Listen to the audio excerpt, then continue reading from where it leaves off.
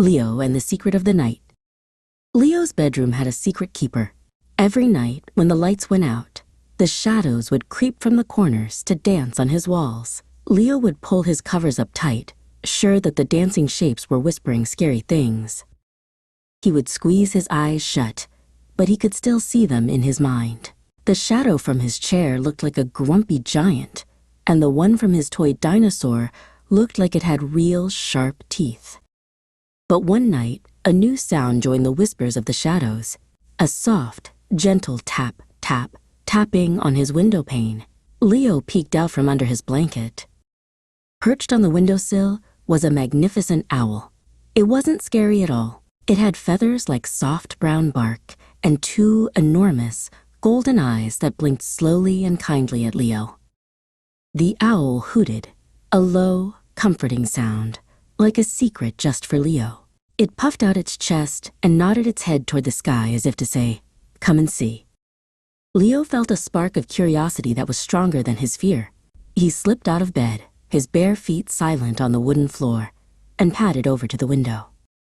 He opened the window, and the owl shuffled closer. "I am Bubo," the owl seemed to say. "The night is not for fearing. It is for exploring. Climb on." Leo carefully climbed onto Bubo's strong, feathery back. With a powerful, silent push, they lifted off the windowsill and soared into the cool, dark air. The wind tickled Leo's face. He looked down and saw his own house, looking like a tiny toy block. The world felt so big and quiet from up high.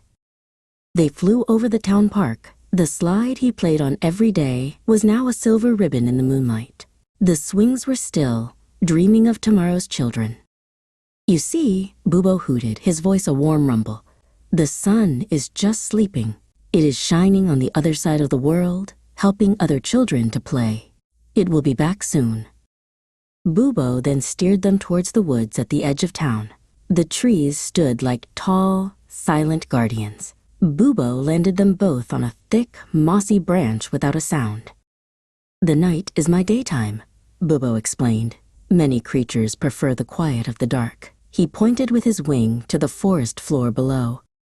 Leo squinted and saw a family of deer drinking from a stream, their movements graceful and silent. A tiny field mouse scurried through the leaves, searching for seeds. "I am a hunter," Bubo said softly. "I help keep the number of mice just right, so the forest stays healthy and balanced. Everyone has a job to do in the night, just like in the day." Leo understood. The night wasn't empty or scary. It was just busy in a different, quieter way. It had its own workers and its own special beauty. Bubo took flight again, soaring high above the treetops. The sky was a deep, velvety blue, scattered with more stars than Leo had ever imagined. "The shadows you see in your room, Leo," Bubo hooted, "are just proof that there is light somewhere. You can't have a shadow without a light." Bubo glided gently back through Leo's open window and landed softly on the floor. Leo slid off his back, his heart full of a new, warm feeling. "Thank you, Bubo," he whispered. Leo climbed back into bed. He watched the shadow from his chair.